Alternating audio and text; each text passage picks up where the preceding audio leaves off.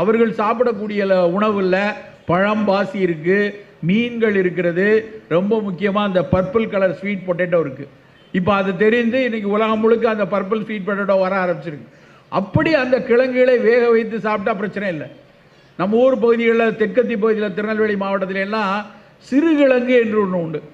சிறுகிழங்குலாம் இங்கே கிடைக்கிற மாதிரி தெரியல.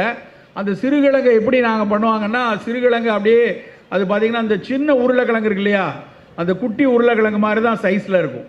அந்த சின்ன உருளைக்கிழங்கு மாதிரி இருக்கக்கூடிய அந்த சிறுகிழங்கை பெரும்பாலும் தைப்பொங்கல் நாள் அன்னைக்கு படையல் வைத்து அந்த பொங்கலை வச்சு சாப்பிடுவாங்க. அவ்வளவு சுவையாக இருக்கக்கூடிய கிழங்கு இன்றைக்கு அறிவியல் உலகம் கண்டுபிடிச்சி சொல்லுது, அது சர்க்கரை வியாதிக்கு லோ கிழங்கே சாப்பிடாதன்னு சொல்கிறீங்களே, இந்த சிறு கிழங்கு, இந்த வள்ளிக்கிழங்கு என்று ஒன்று இருக்குது, அந்த வள்ளிக்கிழங்கு, இந்த சர்க்கரை வள்ளிக்கிழங்கு, இந்த பர்பிள் சர்க்கரை வள்ளிக்கிழங்கெல்லாம் நல்லதுன்னு.